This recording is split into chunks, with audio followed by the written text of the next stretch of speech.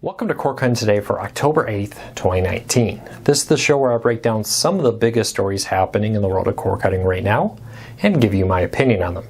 If you'd like to learn more about these stories, read about them for yourself, I'll put a link to each story I cover in the show notes down below so you can leave us your own thoughts on what you think about these stories. If you're new here, do me a favor, hit the subscribe button, hit the thumbs up. It really does help us because it lets YouTube know you enjoy what we're doing. And hopefully we can help you break free from the high cost of cable TV and still watch the shows you enjoy. Let's get into it because a lot of big news has broke in the last 24 hours, starting off with Netflix ending support for older Roku players. Now these are the very old Roku players. So if you have like a newer Roku 2, Roku 3, Roku 4 and on, the Premiers, the Ultras and more, you're fine. But if you have the older Netflix app, which has the doesn't, for instance, have the ability to autoplay next, you will find December 1st, according to Netflix, support for that Roku will be ending. Now, we have reached out to Roku and to Netflix to get a full list of exactly which players are going to be involved in this end of support. But if you have one, then when you launch Netflix, you'll get a big warning. So if you launch Netflix and you don't get a big warning at the top saying, your Roku player is losing support on December 1st. Don't worry about this. This does not affect you. But if you have an older one like the Roku HD, for example, or maybe the Roku XD or one of those older Rokus that are like 6, 7, 8 years or older, then you may have an issue. Now again, these are for considerably old Rokus. I believe also the very first generation Roku stick, the purple Roku stick. If your Roku stick's black, you should be fine. But if it's purple in color, you may be affected by this. So if you have one of the devices that is losing a Netflix support, leave us a comment with the model. Is it the XD, the HD, etc.? Let me know. I'll love to hear from you because that will allow me to kind of build a list of which Rokus are being losing support for Netflix and which ones are keeping it. Now, Netflix again on Roku TVs, all the current generation Roku players, even many of the previous generations like the Roku 3 and more, seem to still be getting support for Netflix. Good news, I would not panic on this. It is kind of a sign though, when you go back 8 years and you try to use a Roku from 8 years ago, try to pick up an iPhone from 8 years ago, an Android phone from 8 years ago. You're going to find many of the features nowadays are not supported. This is not an issue with Netflix, it's an issue with just the fact that what was made 8 years ago isn't really capable of supporting what's available today. Now, this is one of the reasons a lot of people like streaming players because you can replace an older like Roku HD with a $29 Roku Express and actually have a much more powerful Roku streaming player that can do everything the Roku HD did and more. So just keep that in mind. Just because your Roku's expiring doesn't mean it's going to be crazy expensive to replace it. The newest low-end Roku streaming player is considerably more powerful, considerably more advanced than some of the most advanced players from 8 years ago.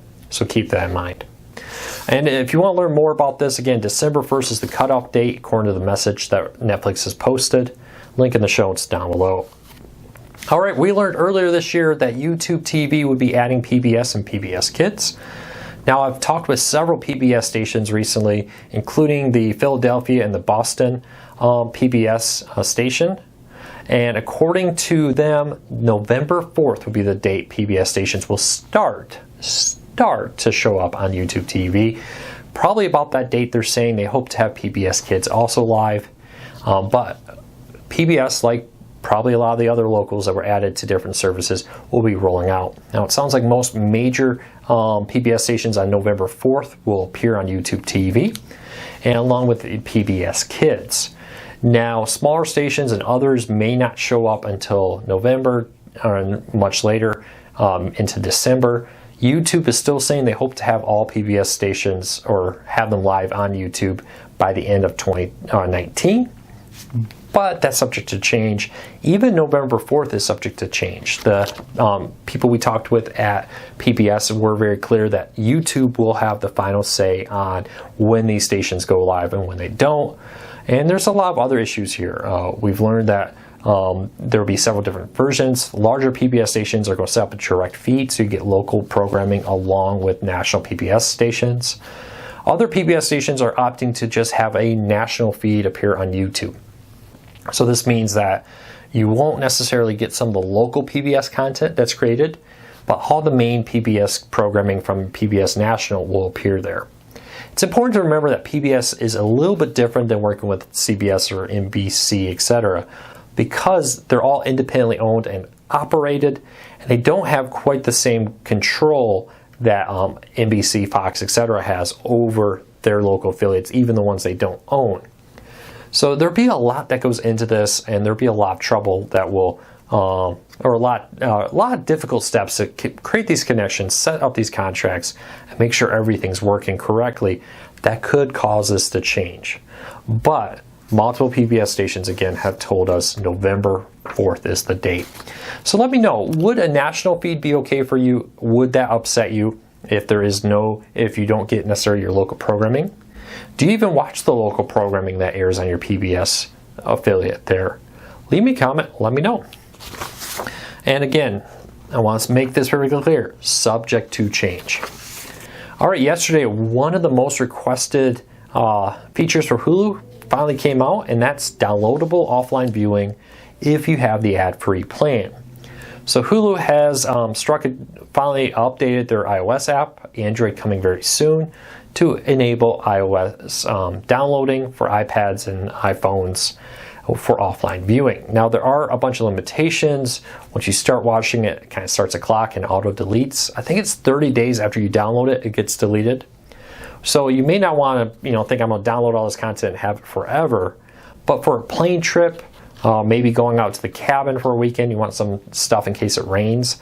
This is a pretty cool option, camping out there and more, to download it. Now, one of the things to remember is this is not available on the limited commercial plan. First, we heard rumors that Hulu was trying to create a system that would embed ads into the downloads. Seems like that didn't quite pan out, so they just said, hey, if you have the commercial free plan, you can download the content. I'm sure there will be some limitations here. Like with Netflix, not all Netflix content is available for download. There may be some. For instance, even on the limited commercial or commercial free plan, there are some programs that still have commercials on it. Those probably won't be included.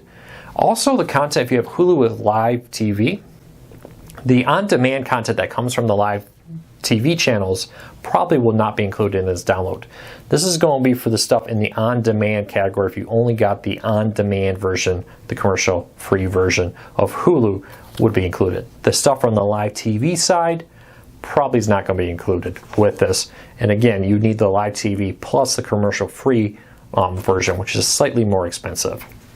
But let me know, how important is offline viewing? I absolutely love this. We often travel because we live in a different state from most of our family. So Christmas, holidays, and more mean road trips or a flight up to see family.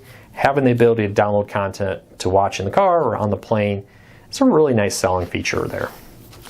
All right, moving along, Tubi is reportedly, according to the information, which is a great website, check it out, is looking to raise $150 million in new funding. Now, Tubi just had a big influx of funding not that long ago. Now they're looking for more so that they can continue to expand.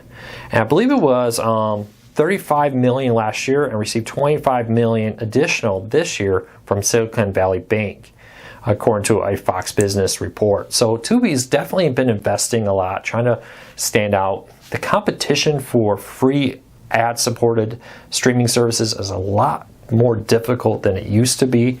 It used to be just Tubi, Crackle, and a couple others. Well, now you got the Roku channel, IMDb TV, Pluto, Zumo, and more, which are really giving competition to Tubi. Now, according to our readers, Tubi is doing pretty fine in viewership. But I'm sure Tubi is hoping to get this money so they can invest in their Tubi app to compete with companies who have a lot more money. Amazon and Roku probably have more money than Tubi. Tubi seems to be working hard to try to compete on that level. And they want to expand, according to this, their platform to a global audience. So the US market is becoming saturated, but there's a lot of markets around the world that do not have a lot of free ad-supported content out there. If Tubi is able to reach those audiences, that could really help them stand out, because the Roku channel IMDb TV, and more are not necessarily available worldwide right now, though they are available in other countries in some areas, or some of the free services are. Maybe clear on that. So let me know, what is your favorite free streaming service? Do you use Tubi? Could you leave us a little review of what you think of Tubi? Maybe you'll help somebody else out to try it out.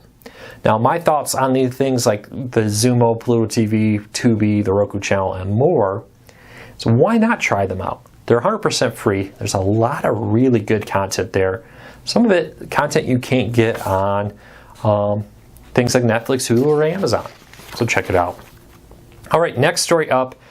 Amazon's Twitch streaming service now has an official app on the Apple TV. There's also now an official app or a new app for Spotify on the Apple TV. So great news here that the Twitch app is finally officially on the Apple TV.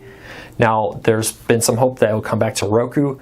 The Roku grandfathered Twitch channel, which was the official Twitch channel before they pulled it off the App Store and Roku, is still working. Now, there was reports on Twitch. They had posted that it would be grandfathered out earlier in September. That didn't happen. So hopefully maybe they're holding that one over until they bring a new Roku channel to Twitch Roku channel out. But it seems that Twitch is trying to expand their market reach. You know, you probably think of Twitch, you probably think a bunch of gamers playing video games, people watching them. It's not quite what it used to be. They brought a lot of stuff, for instance, NFL Thursday Night Football is for free streaming on Twitch. A lot of other programming. They just struck several other sports deals to bring more sports content to Twitch streaming. So I wouldn't be surprised to see Amazon continue to bring Twitch to more and more streaming devices out there. Fingers crossed for Roku and other ones. But I believe now it's Apple TV, Android TV, and the Fire TV have Twitch. And of course the unofficial one for the Roku channel. So keep that in mind. So let me know, have you used Twitch recently? What do you think of it? I'd love to hear from you. And our last story up of the day, broadcasters are asking the FCC to update the OTA TV rules, the over-the-air TV, the stuff you get with an antenna for free, to allow broader coverage. The broadcasters want to use different methods and different devices to try to fill gaps in over-the-air coverage and to prepare for the launch of ATSC 3.0, the next generation of TV that'll bring things like 4K. Now, with this, these rules changes will help roll out ATSC 3.0, and it will also help them fill in the gaps, fill in the dead spaces with over-the-air TV. Now, broadcasters have officially requested this rule change. No word yet on when the FCC will vote on this. The October voting, I think, has been announced and did not include that. And this was requested after the October agenda was announced. Maybe in November, maybe in December we may get this. I hope this is something they seriously consider, because for cord cutters who live in areas that maybe have a gap or a bad reception, this could help you get over-the-air reception. So fingers crossed that the FCC considers this, and we'll keep a close eye on this. If we learn anything more about it, we'll post. If there's a vote, we'll post about it. But from what I saw in the request, this seems to be a really great thing for cord cutters to get ready for ATSC 3.0 and to get ready to maybe roll up better coverage to cord cutters out there. So that's it for today. I hope you all have a fantastic Tuesday. We will be back tomorrow with more cord cutting today. And I also posted a review of the new Roku soundbar and subwoofer. Check out the channel down below. Click on Cord Cutters News on our YouTube channel. Check out the recent videos to find that video there. I hope you all have a fantastic day. I will see you tomorrow. Take care, everybody. And thank you for subscribing and hitting that thumbs up. It really does help us.